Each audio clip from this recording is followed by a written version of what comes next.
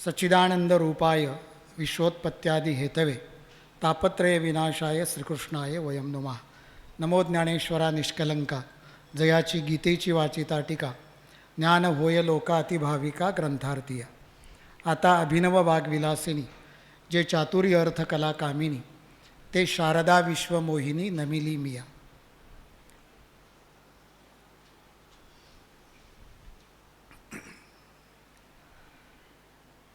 मेल्यावरी मोक्ष संसार संबंध, आरालियाबद्ध ठेवा आम्हा.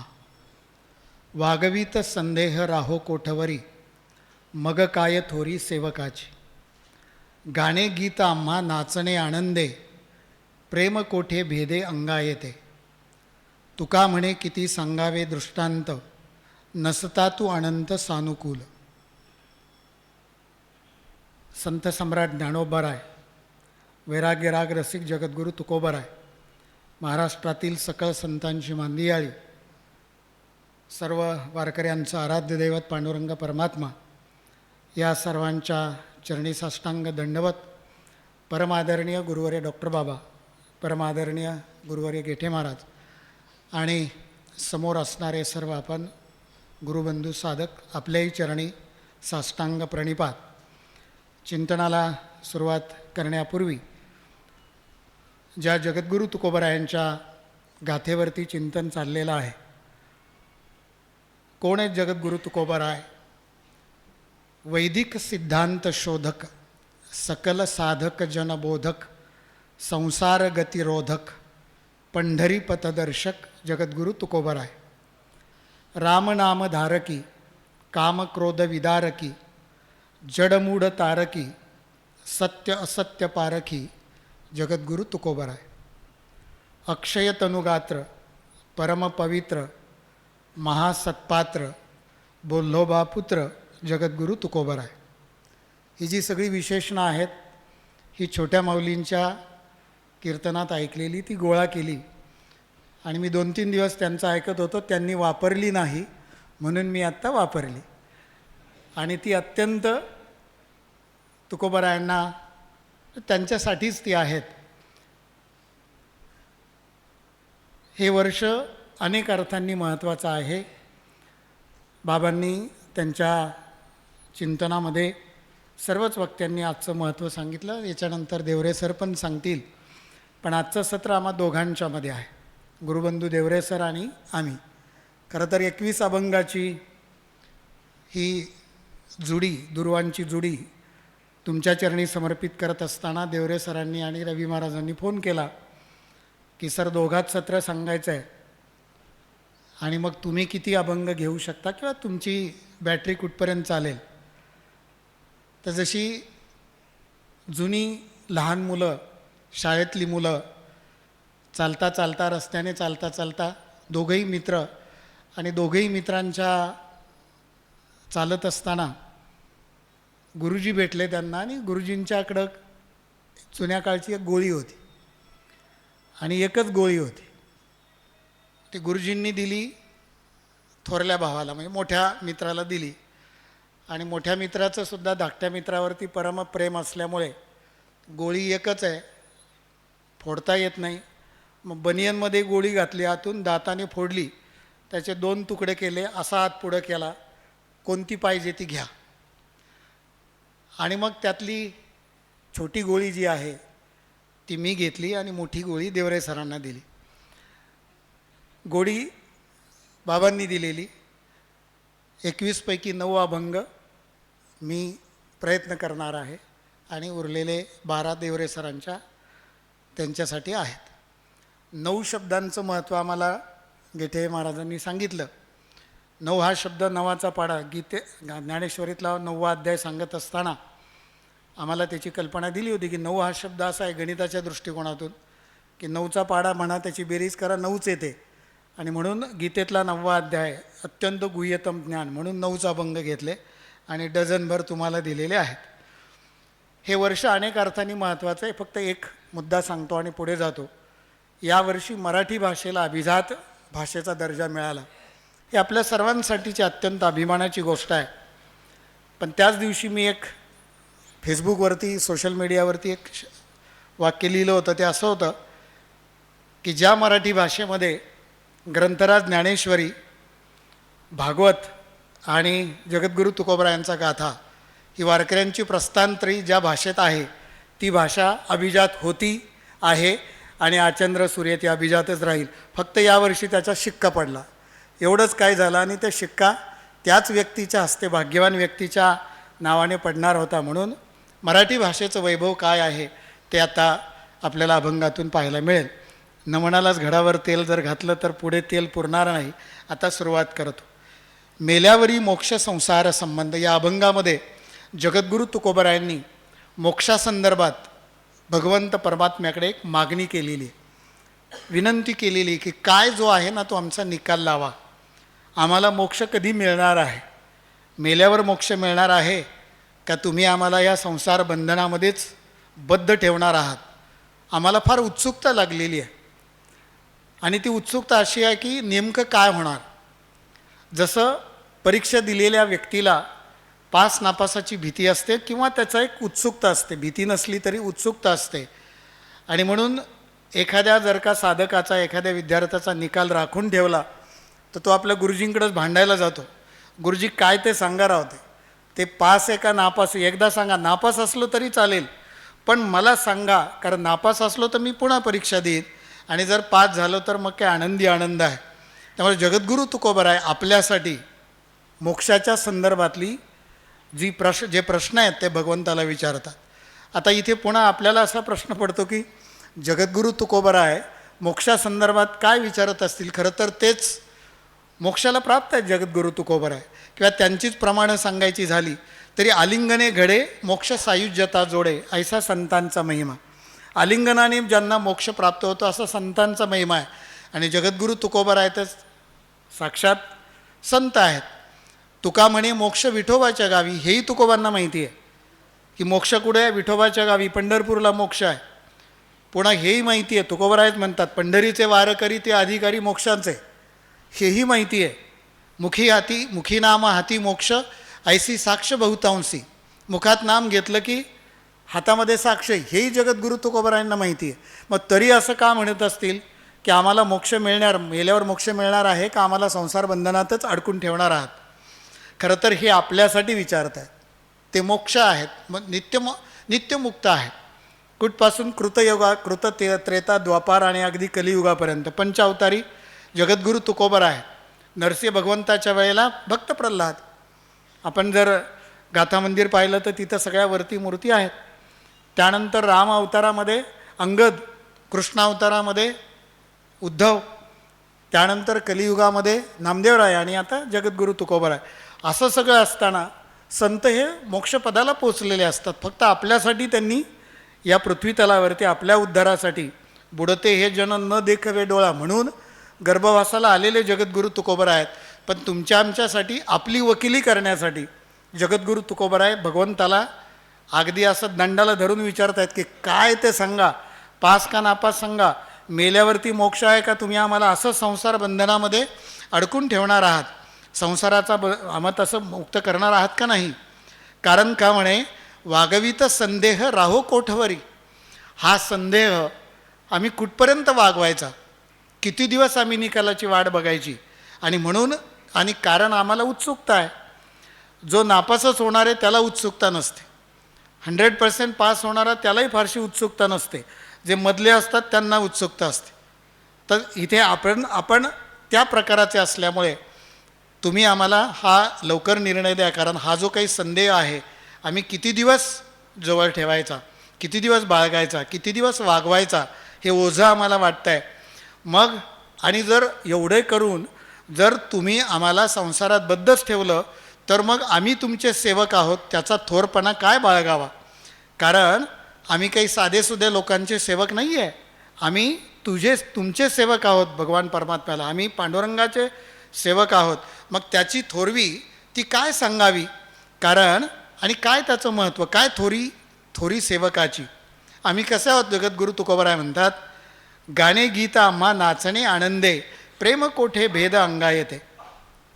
आम्हाला काय आवडतं? जगद्गुरू तुकोबराय म्हणतात, आम्हा गीत गाणे, आम्हाला भगवंताचं तुझं भजन करायला गायला आवडतं आम्हा आनंदे नाचणे, आम्हाला आनंदाने नाचावंसं वाटतं, प्रेमाने नाचावंसं वाटतं आणि आम्ही ते करतही आलेलो आहोत.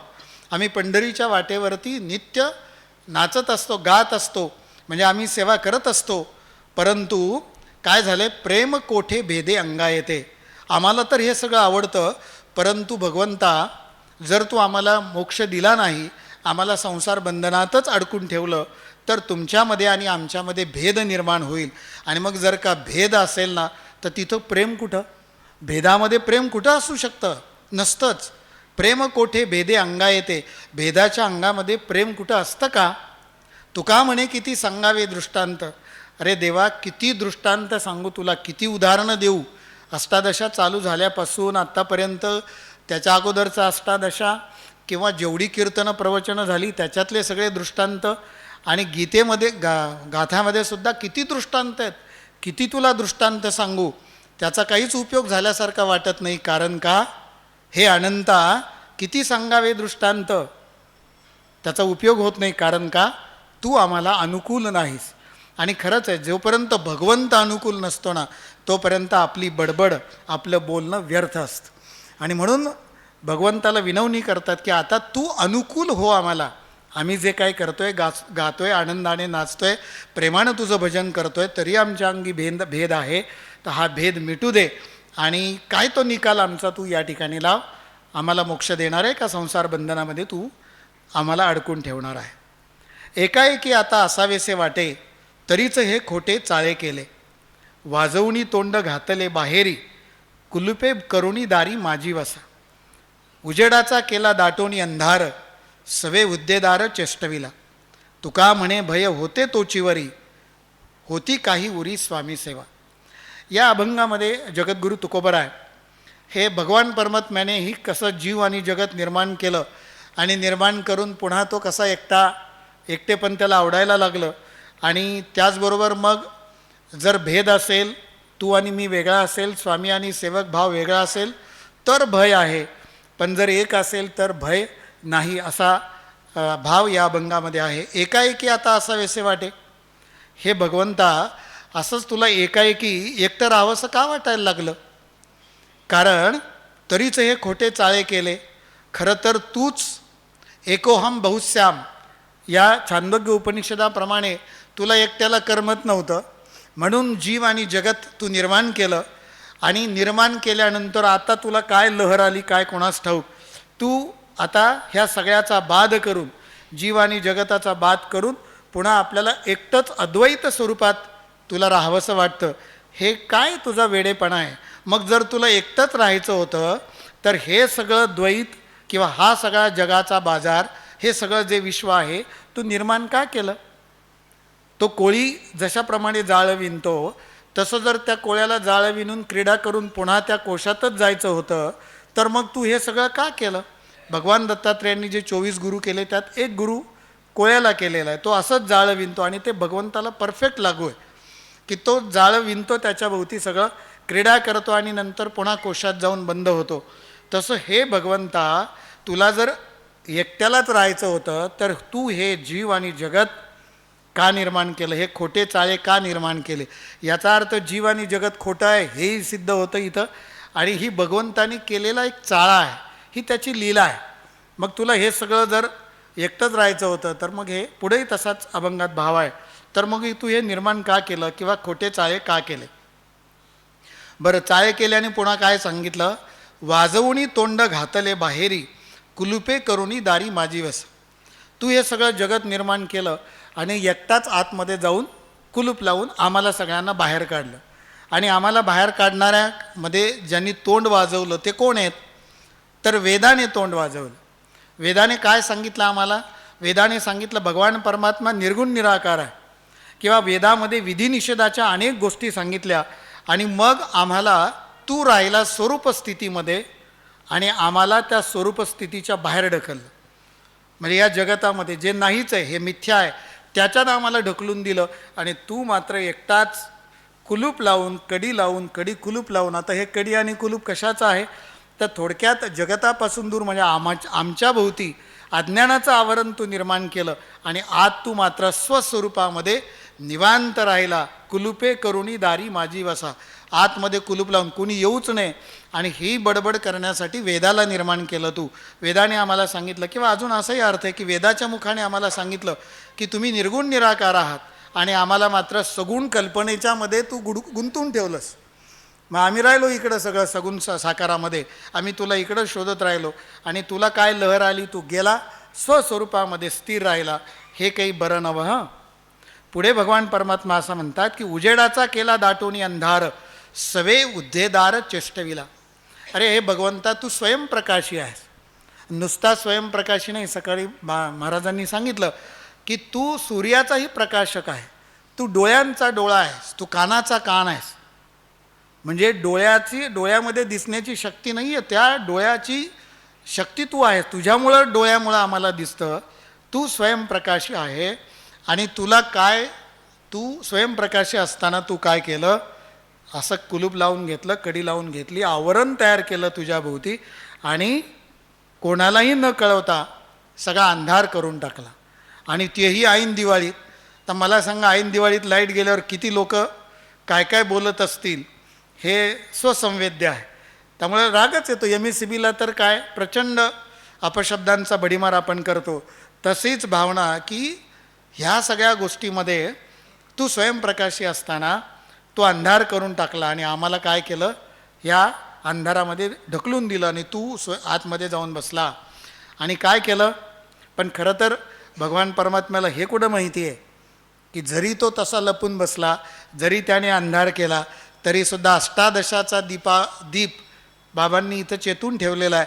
त्यामुळे त्याने किती अंधार केला तरी त्या अंधारालाही भेदणारी जी शक्ती आहे ती जगद्गुरू तुकोबरायांच्या या गाथ्यामध्ये आहे, ग्रंथराज ज्ञानेश्वरीमध्ये आहे. म्हणून ज्ञानदीप लावू जगी, किंवा ह्या सगळ्या ज्ञानाची दिवाळी आपण जी साजरी करतो, हा खरा प्रकाश आहे. परंतु तरीसुद्धा भांडण्याच्या मूडमध्ये असल्यामुळे तू अंधार करून घेतलास आणि आम्हाला मात्र काय केलं, या संसारामध्ये अंधारात ढकलून दिलं. आणि पुन्हा काय केलं, सवे हुद्देदार चेष्टविला. आणि तू हे सगळं निर्माण केलं, आम्हाला बाहेर काढलं. पण तुम्ही काय केलं की मग जर कधी कधी काय होतं की एखादा मंत्री किंवा पंतप्रधान, आता मला काही सांगू नका, मी चाललो एकांतात असं म्हणतो, पण तरीसुद्धा कामं जगाची अडून राहू नये म्हणून कोणाला तरी हुद्देदार नेमतो. तर इथं हुद्देदार कोणाला नेमलं, तर इथे या खंदारकर महाराजांच्या याच्यामध्ये संतांना हुद्देदार नेमलं आहे आणि एका दुसऱ्या याच्यामध्ये वेदाला हुद्देदार नेमले. तर मग इथून पुढं जर भक्तांना काय अडचण आली, काय समस्या निर्माण झाली, तर कोणाला जायचं, कारण तू बसला कुलूप लावून. तर मग हुद्देदार कोणाला नेमून दिलं आहे, संतांना. म्हणजे ज्या वेळेला भगवान परमात्मा एकांतामध्ये जातो, स्वस्वरूपामध्ये जातो, तेव्हा जग चालवण्याची जबाबदारी संतांच्यावरती आहे. आणि मग आपल्याला सांगून गेले भगवान परमात्मा की जर तुम्हाला काय अडचण आलीच तर संत सांगतील तसे करा, वेद सांगतील तसं आचरण करा. वेदामध्ये विधिनिषेध सांगितला आहे, तसं करा, तसं करू नका.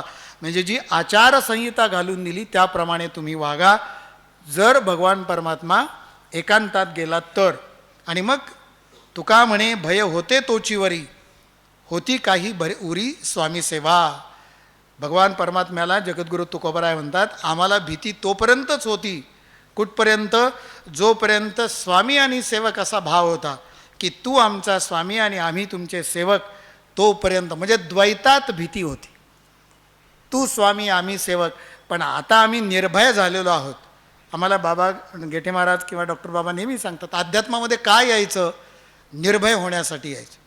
बाकी तुम्हाला या जगामध्ये जर आलोच आपण, तर तुम्हाला ज्या काही घडामोडी आहेत त्या हो सुखदुःखाच्या लाटांच्यामध्ये तुम्हाला जावंच लागणार आहे.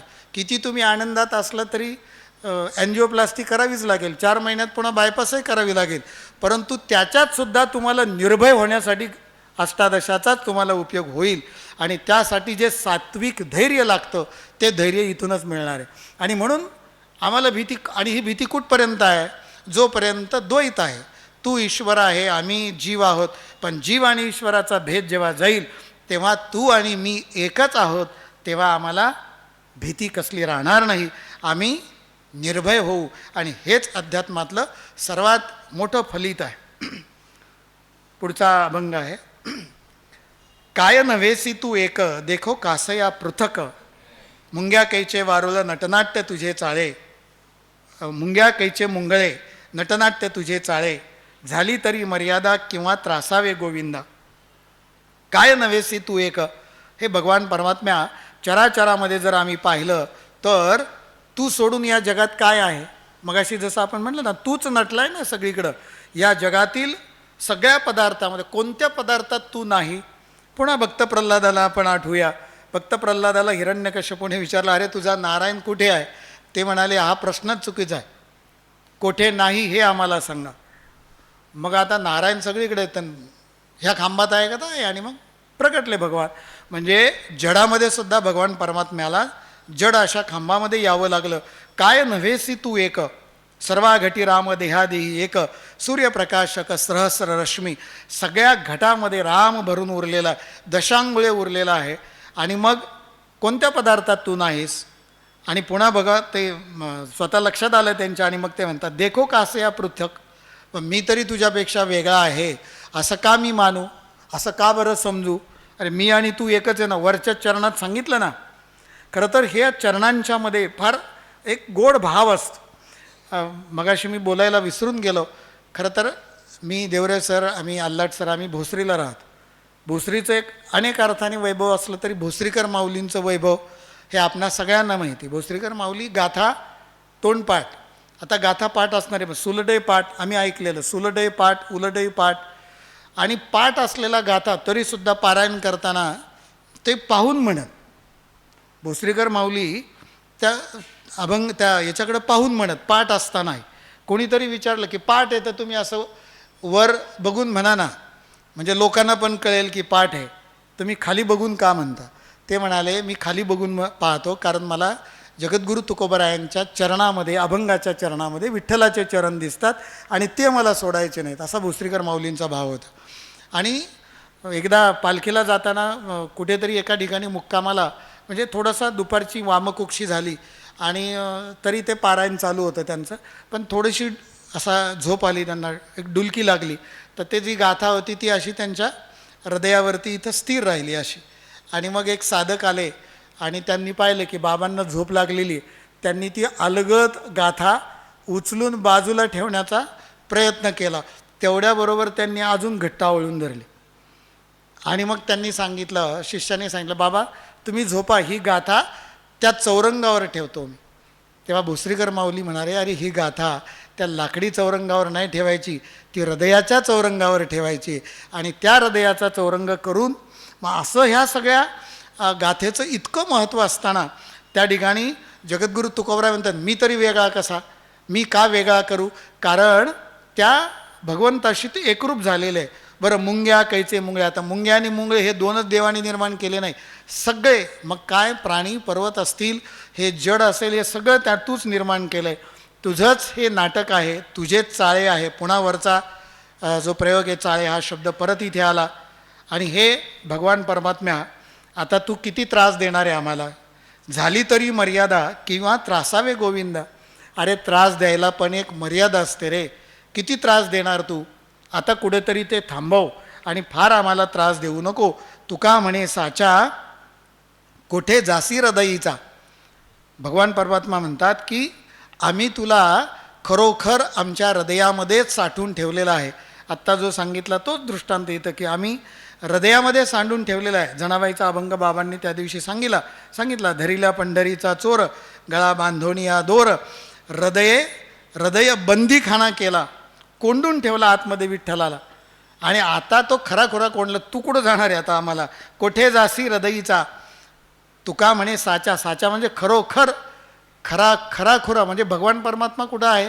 आपल्या अंतःकरणामध्ये आहे, आपल्या हृदयामध्ये आहे. काजी वाढविले न लागता हे सगळे, आता मानिता कांटाळा, भोवती मिळाली या बाळा, लावून या सवे पळता दिसाल बरवे.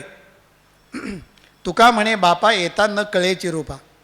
काय हे वाढवलं तू हे सगळं सगुण रूप, हे अवडंबर मगाशी सांगितलं तसं तू का वाढवलं. जर तुला ह्या सगुण म्हणजे या निर्गुण निराकाराच्या मध्येच राहायचं होतं, जर सगुणाची तुला आवश्यकताच नव्हती, तर मग हे का वाढवलं. तुला जीव आणि जगताचा बाधच करायचा होता, तुला जर त्याचा त्याग करून एकांतात जायचं होतं तर मग हे वाढवलंच कशाला? सगुण रूपाचा महिमा तू वाढवलाच कशाला? आता मानिता कंटाळा भोवती मिळाली या बाळा. आता तू हे जगत निर्माण केलं, लेकरं निर्माण केली, हे सगळं तुझ्या भोवती लेकरं निर्माण आली आणि तू काय केलं? आतमध्ये जाऊन कडी लावून बसला, कुलूप लावून बसला. तुला हे शोभतं का देवा? तर जर आता इथं कसं असतं, एखाद्या ग्राम्य भागामध्ये जर गेलं आणि मुलाबाळांनी जर का बापाला त्रास दिला तर बाप कंटाळून कधी कधी म्हणतो, तुम्ही तिकडं गोंधळ घाला, मी चाललो. त्यावेळेला अस्सल गावरांमध्ये बायको पण म्हणते किंवा लोक पण म्हणतात की जर तुम्हाला याचा कंटाळा येत होता तर जन्मालाच कशाला घातलं. तसं आहे, तुला जर या सगळी बाळं नको होती तर मग कंटाळा येणार होता तर मग कशाला तू निर्माण केलं. लावून या सवय पळता दिसाल बरवे, आम्हाला मात्र याची सवय लावून दिली. आम्हाला सगुण रूपाची सवय लावून दिली. आम्हाला पांडुरंगाचं दर्शन नाही घेतलं तर आमच्या डोळ्यांना कसलं सुख प्राप्त होत नाही. जर नाही रूप पाहिलं, माऊलींचं दर्शन नाही घेतलं तर लागते का झोप? असं जे वारकरी कोणी असो, साधे साधक असू द्या, आळंदीला आळंद ते रूप डोळ्यांनी नाही पाहिलं, देहूला गेलो आणि जगद्गुरू तुकोबरांचे किंवा किमान खिशातला फोटो तरी बघू आपण. पांडुरंग परमात्म्याची नाही खिशात तर काही तर मोबाईलमध्ये तरी बऱ्याच जणांचं स्टेटसही तेच असतं. कारण ते पाहिल्याशिवाय इतकी आम्हाला तू सवय लावलेली सगुण रूपाची. आणि तू काय, तू निघाला निर्गुण निराकारामध्ये पळून चालला, आम्ही तुला जाऊ देणार नाही. तू का म्हणे बापा येता न कळेची रूपा. हे बापा, तुला हे पळूनच जायचं होतं तर मग तुला नामरूपाला येताना कळत नव्हतं का? आधीच कळत नव्हतं का? आता पळून चाललास होय. क्षुडेली अन्न द्यावे पात्र न विचारून, धर्म आहे वर्मांगी कळले पाहिजे प्रसंगी. द्रव्य आणि कन्या येथे कुळधर्म शोधण्या, तुका म्हणे पुण्यगाठी तरीच उचितांची भेटी. या अभंगामध्ये धर्माचं वर्म सांगितलेलं आहे. आणि ते धर्माचं वर्म नेमकं काय आहे, विवेक नेमका काय, काय करावं आणि काय करू नये या संदर्भातला आणि दानाच्या संदर्भातला सुद्धा छान विचार या अभंगामध्ये जगद्गुरू तुकोबरायांनी सांगितलेला आहे. क्षुदेली अन्न, ज्याला भूक लागली आहे त्याला अन्न द्यावं, त्याची पात्रता बघू नये. दान धर्म करत असताना, अन्न देत असताना, अन्न वाढत असताना ज्याला भूक लागली आहे, बरं तो काय माणूसच पाहिजे का? असं नाही. दारातला कुत्रा असेल, पशु असतील, पक्षी असतील, कोणी असेल, तुमच्या लक्षात आलं ना ते भुकेलेलं आहे तर आपल्या पुढचं ताट, जसं नामदेवरायांनी ती तूप रोटी घेऊन कुत्र्याच्या मागे लागले होते, तसं ज्याला भूक लागली त्याला अन्न द्यावं. आणि त्यावेळेला मात्र कुठलंही त्याचं हे बघू नये, त्याची पात्रता बघू नये किंवा उच्च नीच जातीचा विचार करू नये, आपला तुमचा असा भेदभाव करू नये. वाटून द्यावं, देऊन टाकावं. भूक लागली ना अन्न द्यावं.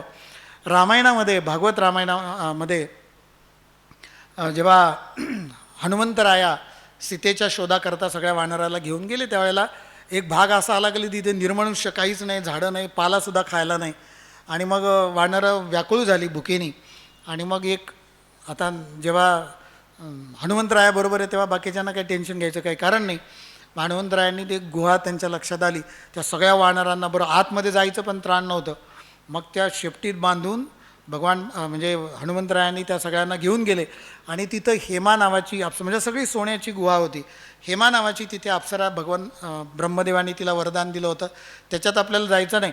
पण गेल्या गेल्या हनुमंतरायांनी त्या हेमा नावाच्या अप्सरेला सांगितलं, तू बाकी ते सोनं बिनं हे सगळं झगमगाट बाजूला ठेव, पहिलं आम्हाला म्हणजे आमच्या ह्या सगळ्या बांधवांना खायला दे. त्यावेळेला मग तिने क्षणभर विचार केला की कोणाला काय द्यावं. फार सुंदर वर्णन आलं आहे भागवतामध्ये. फक्त आता तिथं एवढंच घ्यायचं की त्या हनुमंतरायांनी सांगितलं की तू आता काही बघू नको कोण छोटा मोठा, म्हणजे त्याची पात्रता बघू नको, तुमच्याकडं जे असेल ना ते पहिलं वाढ, पहिलं खाऊ दे, मग तुला काय आम्हाला विचारायचं तुम्ही इथं कसे आले आणि काय झालं. अर्थात तुम्ही इथं आले याचा अर्थ तुम्ही रामभक्त आहात हे ओळखलं होतं. आणि पुढे आहे धर्म आहे वर्मांगी. आता याचा खूप विस्तार करता येईल पण आपल्यालाही तेवढा करायचा नाही. परंतु धर्म हे वर्माच्या अंगी आहे. आता धर्म हा शब्द आम्हाला बाबांनी सांगितलं की धर्माचं वर्म शोधून घ्यायचं असेल तर कुठं जावं लागेल, तर गीतेत जावं लागेल. कारण गीतेमध्ये, गीतेची सुरुवात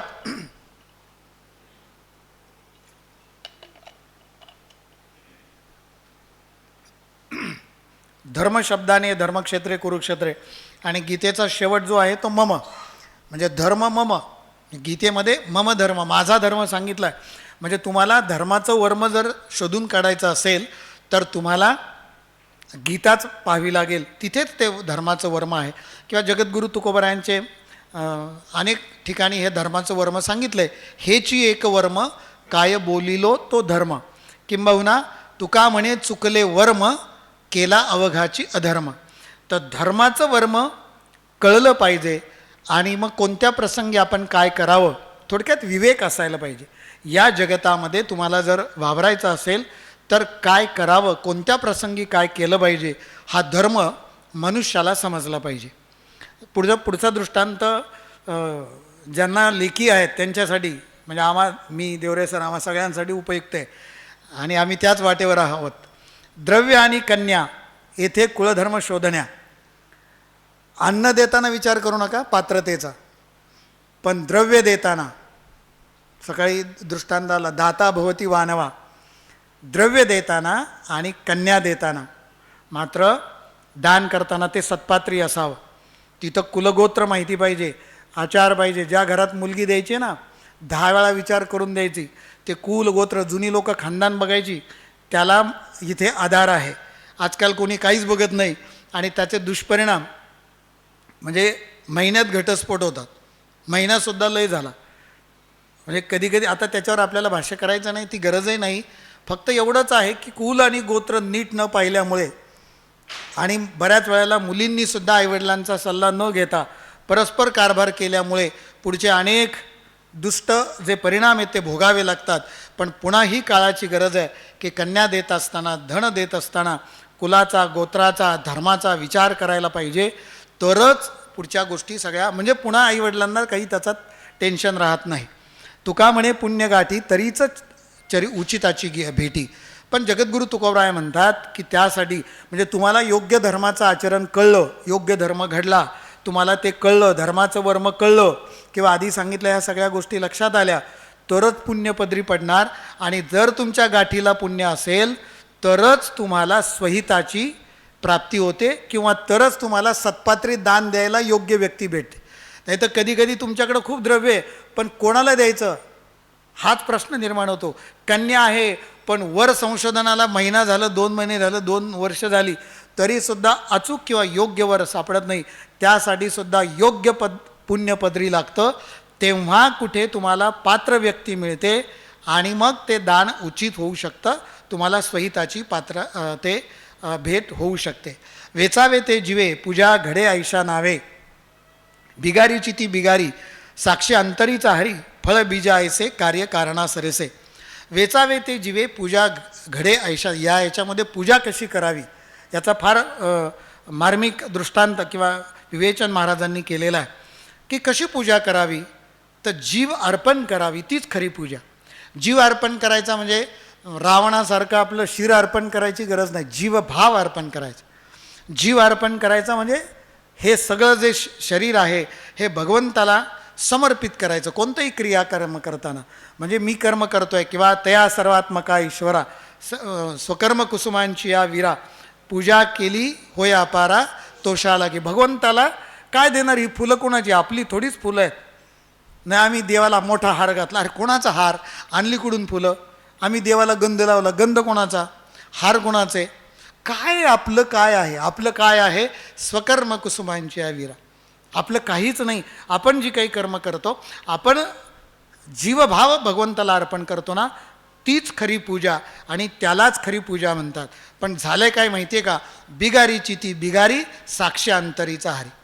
याच्यापेक्षा म्हणजे जीवभाव अर्पण न करता नुसती वरवर देखावा लागून, साखरे महाराजांनी त्या दिवशी सांगितले की काही लोकांची पूजा अशी असते की कोणी बघितलं की मग माळ जपायला सुरुवात होते, तोपर्यंत याला कोण साक्षी आहे, तर याला साक्षी भगवान परमात्मा आहे, अंतरीचा हरी. आणि बाहेरचा हरी नाही, आपल्या आतमध्ये जो हरी आहे ना तोच आपल्याला सांगतो की तुमची पूजा खरी आहे का बिगारीची पूजा आहे. बिगारीची पूजा म्हणजे आता बिगारी म्हणजे कामगार. आता हल्ली काही गावांच्या मध्ये महाराज सप्तेसुद्धा उक्ते दिले जातात. लोकांना वेळ नाही तेवढा विना घ्यायचा, 24 तास विना घ्यायचा आहे. मग काहींना पैसे देऊन, मग आता मला सांगा, पैसे देऊन जर विना सप्ताह करत असतील तर ते ना सप्ताह करणाऱ्याला पुण्य आहे किंवा ना विना घेणाऱ्याला पुण्य आहे.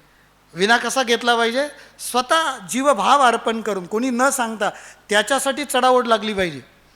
पण इथं मात्र उक्त दिले कामगार, हे पूजा, हे घ्या पैसे आणि पूजा करा. ती बिगारीची पूजा आहे. आणि बिगारीची पूजा जर केली, आमची पूजा खरी आहे का बिगारीची आहे, म्हणजे खरी आहे का दिखाव्यासाठी आहे, हे याला साक्ष कोण आहे? आमचा आतला हरी साक्ष आहे. फळ आहे बीजा ऐसे कार्य कारणा सरिसे. बघा, जसं बीज आहे ना तसं फळ आहे. शुद्ध बीजा पोटी फळे रसाळ गोमटी.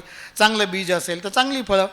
जसं कारणा सरिसे कार्य, जसं कारण तसं कार्य घडणार. आणि म्हणून जगद्गुरु तुकोबराय म्हणतात की जशी तुमची पूजा आहे, तुका म्हणे मान लवणासारखे लवण, मीठ कसं असणार आहे, खारडच असणार आहे. त्याप्रमाणे आपली जशी पूजा ना तशी मान. जर खारड असेल, गोड असेल तर गोड, खारड असेल तर खारड. जर तुमची पूजा जीवभाव अर्पण करून जर खरीखुरी पूजा असेल तर तुम्हाला मान मिळणार, तुम्हाला त्याचं फळसुद्धा मिळणार. मज नाही धीर तुम्ही न करा अंगीकार, ऐसे पडिले विषम बळी देवाहुनी कर्म, चालो नेने वाट केल्या न पावाची बोभाट. देवरे सर, एक 5-1 मिनटं जास्त लागतील, आता 2च अभंग राहिलेले आहेत. मज नाही धीर, मला आता इथं व्याकुळता आहे. मज नाही धीर तुम्ही न करा अंगीकार. हे भगवान परमात्मा, हे पांडुरंगा, तुम्ही माझा अंगीकार केला नाही आणि म्हणून आता मला धीर धरवत नाही. मला तुझ्या भेटीची व्याकुळता निर्माण झालेली आहे. परंतु काय झालं, आपल्या दोघांच्यामध्ये ऐसे पडिले विषम, असं आपल्या दोघांच्यामध्ये वैषम्य निर्माण झालं आहे, द्वैतभाव निर्माण झाला आहे. बळी देवाहुनी कर्म. आता काय अडचण निर्माण झाली की या ठिकाणी कर्म 2 अर्थ घेतलेत. एका ठिकाणी पापकर्म घेतलं आहे आणि एका ठिकाणी संचित कर्म घेतलं आहे. इथला अर्थ तो जास्त बरोबर वाटतो की माझं कर्म वाढले, म्हणजे माझं पापकर्मच बलवत्तर झाले आणि त्याच्यामुळे तुझ्या आणि माझ्या भेटीमध्ये अंतर पडलेलं आहे. बळी देवाहुनी कर्म, कर्मापेक्षा देवापेक्षाही माझं जे काही कर्म आहे ते श्रेष्ठ झाले, बलवान झाले आणि त्याच्यामुळे काय झाले, दुरावा निर्माण झालेला आहे. तुमच्याकडे येण्याचा मार्ग म्हणजे कळत नाही. चालो नेणे वाट, तुमच्याकडे येण्याचा परमार्थाची वाट कळत नाही आणि केल्यानं पावाची बोभाट. आणि बरं, मग आम्ही तुमच्या नावाने किती मोठ्याने बोभाटा केला, किती मोठ्याने आरडाओरडा केला, तरी तुम्ही न पावाची, तुम्ही काय आम्हाला पावत नाही. वेचो नेणे जीवे तुका उदास धरिला देवे. मगाचं वेचावे ते जीवे आणि वेचो नेणे जीवे हा समान धागा आहे. म्हणजे आम्ही खरी पूजा कोणती, वेचावे ते जीवे, पण आता वेचो नेणे जीवे, ती खरी पूजाच कशी आम्हाला कळेना की जीवभाव अर्पण करून, जीव अर्पण करून पूजा करायची असते, मग तू धावून येईल. पण आम्हाला तसं घडत नाही आमच्याकडनं आणि त्याच्यामुळे देवाने आमची काय केली, उपेक्षा केली असावी, आमच्याबद्दल देव उदास झाला असावा. आता पुन्हा तळमळच आहे, पुन्हा दर्शनाची ओढ जगद्गुरु तुकोबरायांची. तळमळी चित्त दर्शनाची आशा बहु जगदीशा करुणा केली. हे भगवान परमात्मा, तुझ्या दर्शनाची आम्हाला तीव्र ओढ लागलेली आहे, तळमळ लागलेली आहे. एक लोकगीत फार प्रसिद्ध आहे की दर्शन दे रे भगवंता, किती अंत आता पाहाशी अनंता. हे अनंता, दर्शन दे लवकर, आता किती आमचा अंत बघणार आहे. किंवा जीवना वेगळी मासोळी तैसा तुका म्हणे तळमळी, तसेच तुकाराम महाराजांची तळमळ आहे. किंवा लागलीचे तळमळ चित्ता तरी दुष्टिता संसारी. इतकी तळमळ लागलेली आहे की पाण्यातून मासा काढल्यानंतर जसा तो तडफड करतो तशी तळमळ आमच्या अंतकरणामध्ये लागलेली आहे. आणि त्यासाठी आम्ही काय केलं, बहु जगदीशा करुणा केली. हे जगदीशा, आम्ही बहु करुणा केली, आम्ही तुझी खूप करुणा भाकली. आम्ही देवाशक्ती हिने भाकू तेने करुणा, आम्ही करुणा तुझी खूप भाकली, त्या ठिकाणी भाकलेली आहे. वचनीचं संत पावले स्वरूप माझे नेदी पाप योगा येऊ. खरं तर करुणा भाकून संत परमात्मे स्वस्वरूपाला प्राप्त झालेले आहेत, परंतु आम्हाला काही अजून प्राप्ती झाली नाही. का, आमचं काहीतरी पाप आडवं आलं असावं. माझे नेदी पाप योगा येऊ. पापामुळं तुझ्या आणि माझ्या भेटीचा योग येत नाही, परंतु करुणेने, करुणा भाकल्यामुळे. आता किती उदाहरणं आहेत करुणा भाकल्यामुळे. संत मीराबाई आहे, संत कानपात्र आहे की डायरेक्ट मोक्षच दिला, किंवा आपल्या स्वस्वरूपामध्ये कानपात्र असेल, यांना देवान भगवान परमात्म्याने आपल्या अंतकरणामध्ये आपल्यात साठवून घेतलं. पण अजून आमच्या भेटीचा किंवा याचा योग येत नाही, तुझ्या दर्शनाचा योग येत नाही. काहीतरी पाप आडवं आलं असावं किंवा येत आहे. वेठी ऐसा करी भक्ती व्यवसाव न पवेची जीव समाधान. पुन्हा वेठी म्हणजे वरचा बिगारी शब्द बरं का. म्हणजे आम्ही कसली भक्ती करतोय, बिगाऱ्यासारखी भक्ती करतोय, जीवभाव नाही, वरवरचं चाललं आहे सगळं. आणि म्हणून ते वेठ बिगार हा जो शब्द आहे ना, हा याच्यातूनच आलेला आहे. तर अशा पद्धतीचा आम्ही भक्तीचा बाजार मांडला आणि त्यामुळं आम्हाला खरं समाधान नाही. तुका म्हणे कै देशील विसावा, पांडुरंगी धावा येते मन. हे पांडुरंगा, तू कधी आम्हाला कुठे कै देशील विसावा, कुठं आम्हाला विसावा देणार आहे. आता तुझ्या भेटीसाठी आम्हाला आमचं मन तुझ्याकडं धाव घेत आहे आणि आमच्या मनाला तुझ्याकडं भेटीची इतकी ओढ लागलेली आहे आणि त्यामुळं आम्हाला तू कधी विश्रांती देणार आहे. माझ्या वाट्याचा शेवटचा अभंग. थोडासा विलंब झाला, परंतु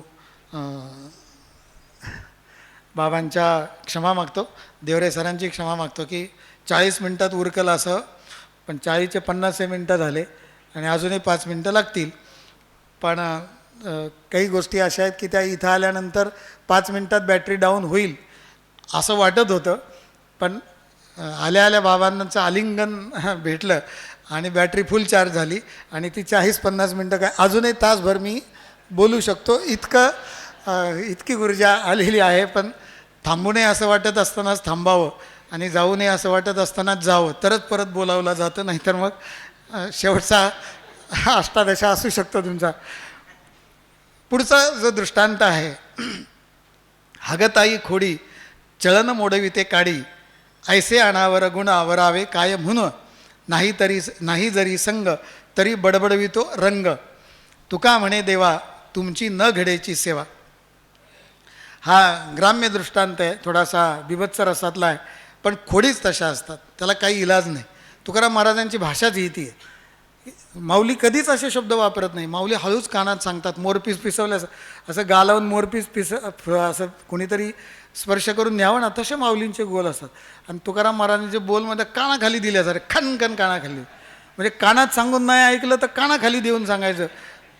खोडच मोडली पाहिजे. कसली खोड आहे बघा, म्हणजे एकदाच मी बोलणार आहे, परत बोलणार नाही त्याच्यावर. शब्द असा आहे की त्याला शौचाला जाताना गावाकडचा दृष्टांत आहे. आता सगळीकडे शौचालय झाले, पूर्वी काही नव्हतं, तेव्हा होल वावर इज आवर, डू एनिव्हेअर अशा पद्धतीचा सगळा कारभार असायचा. कुठेही जा, बरं गेलं तर काय, एकट्याला नाही दुसऱ्याला नाही आली तरी घेऊन जा. आणि मग तिथं गेल्यानंतर मुख्य कार्यक्रमापेक्षा काहीतरी काडी घ्यायची आणि ती मोडत बसायची. म्हणजे हे चाळे फार चळण मोडवी ते काडी.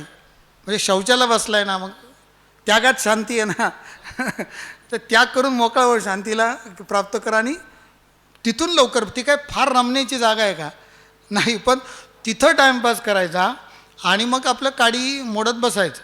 आता आत्ताच्या काळात हा दृष्टांत कसा लागू होईल बरं. आता लोक शौचालयात गेले ना तरी मोबाईल घेऊन जातात आणि तिथं टाईमपास करते. म्हणजे ही काडीच आहे ना, यांनीच काडी लावली ना सगळ्या याला. त्याचा जर योग्य उपयोग नाही झाला तर वाटोळच आहे सगळं.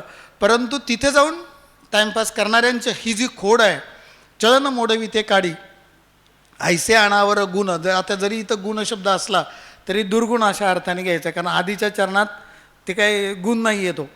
ऐसे आणावर गुण. कधी कधी काय होतं, माणसाचे अवगुण इतके अनावर होतात की ते आवरत नाही, कंट्रोलमध्ये येत नाही. कारण हे अवगुण जे आहेत ना, ते कधी बाहेर येतील ते सांगता येत नाही. याच्या खूप साऱ्या गमती जमतीचे प्रसंग आहेत, पण आता ते सांगत बसायचं नाही. आणि जरी गुण शब्द घेतला ना तरीसुद्धा, म्हणजे माझी मज झाली अनावर वाचा, गुणसुद्धा शब्द असेल चांगला, अभंगाचा ज्याला हे आहे ते सुद्धा आवरत नाही. इथं तो भाव नाही, इथं दुर्गुणाचाच भाव आहे. नाही जरी संग तरी बडबडवितो रंग. कधी कधी दुर्गुणाची इतकी सवय लागलेली असते की कोणीच बरोबर नाही तरीसुद्धा त्या संगतीचा परिणाम दुर्गुणाचा रंग याला लागलेला असतो. क्रिकेटचा मोसम चालू असेल ना, एखादा माणूस एकटाच रस्त्याने चाललाय तर तुम्ही नीट बघा, काही तरुण आहे ना रस्त्याने चालताना सुद्धा नीट चालत नाही, जणू हातात बॅट आहे अशी त्यांची ॲक्शन, जणू हा बॅट्समन आहे किंवा बॉलर आहे. म्हणजे त्याची ॲक्शन, हातात काहीच नाही, समोर काही नाही, पण इतका काही त्याचा परिणाम झाला की त्याच्यामुळं त्याचं जे काही, आता ते निवृत्ती महाराज सांगतात की मोबाईलचा लोकांना इतका सवय झाली झूम करून बघायची, तर कधी कधी अक्षरंसुद्धा पुस्तकाची अक्षरंसुद्धा लोक झूम करून बघतात. ते काय होणार आहे का? म्हणजे सवयीचा परिणाम इतका वाईट झालेला असतो की तो रंग त्याला चिटकलेला असतो. आता हे दुर्गुणाचं आहे, पण सगुणाचं किंवा गुणांचं पण तसंच आहे. कीर्तनाची एवढी सवय झालेली असते की प्रवचनात सुद्धा मध्ये मध्ये विठ्ठल विठ्ठल येऊ शकतं. त्यामुळे आत्ता जसं आपण हसलो तसंच त्या दिवशी खूप कौतुकाने हसलो आणि ते हास्य हे आपल्या सगळ्यांची ऊर्जा वाढवणारं होतं. तर गमतीचा भाग सगळा सोडून द्या, पण इतका काही त्या रंग लागलेला असतो. मग इथं दुर्गुणाचा असला तरी आपण गुणाचा घेऊया. तुका म्हणे देवा तुमचे न घडेची सेवा. आणि मग असे जे चाळे करतात, अशी जी अवगुणी माणसं आहेत, ज्यांना ते सोडवत नाही, त्यांना तू कधीच प्राप्त होत नाही किंवा त्याला तुमची सेवा घडत नाही. असं जे काही माझ्या वाट्याला आलेलं होतं ते सेवा इथे म्हणजे पूर्ण झाली. 9 अभंगाचं चिंतन पूर्ण झालं. मला देवरे सरांनी किंवा बाबांनी अगदी सगळ्यांनी सांगितलं की तुम्ही 1 अभंग सांगा, 2 सांगा. रवी महाराजसुद्धा म्हणाले जेवढं सांगता येतील तेवढं बाबा तर म्हणते तुम्ही नुसतं इथं फक्त बसा, सगळ्यांना तुम्ही बघा आणि जरी उतरले तरी चालेल. पण ही त्यांचीच कृपा आहे की आलो मी 1 तासावर पोचलो आणि त्यांच्यामुळे ते झालं. आणि कधीकधी काय होतं की वेळेत संपतो त्याला उत्सव म्हणतात आणि वेळेच्याही थोडासा पलीकडे जातो ना त्याला महोत्सव म्हणतात. तर आपण आता महोत्सव केला, उत्सवाचा बाजूला ठेवला. आणि अजून एक अर्ध्या मिनिटातला असा आहे की गवळी जेव्हा दूध टाकतो तेव्हा तो 1 लिटर दूध टाकतो, पण खरा जो गवळी आहे, ओरिजिनल दूधवाला जो आहे, तो 1 लिटर टाकल्यानंतर ती जी माता आहे ती लगेच आत जात नाही, ती भांडं तसंच ठेवते. कारण तिला माहिती आहे हा अजून थोडंसं वरून दूध टाकणार आहे. आणि त्या माऊलीचं लक्ष ते वरून जे थोडंसं दूध टाकलं जातं माप भरल्यानंतर त्याच्यावरच जास्त लक्ष असतं. तर थोडंसं देवरे सर माप जास्त झालं, पण ते चांगल्या अर्थाने होतं. ही झालेली सगळी सेवा बाबांच्या चरणी समर्पित करतो. त्यांनीच ही सगळी धैर्य दिलेलं आहे. आणि मगाशी मी सांगितलं की 1.5 महिन्यापूर्वी ओपन हार्ट सर्जरी झालेला हा एक एकश्चित जीव, काय शक्ती असते नामामध्ये. हॉस्पिटलमध्ये ICUमध्ये ॲडमिट असताना बाबांचा एक छोटासा व्हिडिओ, बाबांना तिथे येता नाही आलं. बाबांनी तुम्ही लवकर बरे व्हाल, काही काळजी करू नका आणि आता सगळी संकटं संपलेली आहेत, बाबांचं वाक्य आहे, डॉक्टर गेटे महाराजांचं वाक्य आहे. आणि तुम्हाला हे सात्विक धैर्य माऊली प्राप्त करून देईल. आणि विश्वास ठेवा, हे अत्यंत क्रिटिकल ऑपरेशन असतानासुद्धा त्याचा कसलाही त्रास मला झाला नाही. आणि एक मात्र घडलं, दुःखातसुद्धा काही सुख असतं. एक मात्र घडलं, बाबांशी मी बोललो की ऑपरेशनला नेण्यापूर्वी आणि ऑपरेशन झाल्यानंतर तिथल्या वातावरणाला जुळून घेताना फक्त नामच माझ्या मुखात होतं, दुसरं मला काही आठवतही नव्हतं. आणि त्या नामामुळेच हे सगळं तरलं. आणि तुमच्या पुढे सुद्धा आत्ता ही सेवा सादर केली. अधिकते सरते न्यूनते पुरते करुणी घेयावे तुमते विनवते. असे रामकृष्ण हरी. पुंडलिकावरदे विठ्ठल श्री ज्ञानदेव तुका पंढरीनाथ भगवान. ज्ञानदेव तुकाराम ज्ञानदेव तुकाराम ज्ञानदेव तुकाराम ज्ञानदेव तुकाराम ज्ञानदेव तुकाराम ज्ञानदेव तुकाराम ज्ञानदेव तुकाराम ज्ञानदेव तुकाराम ज्ञानदेव तुकाराम ज्ञानदेव तुकाराम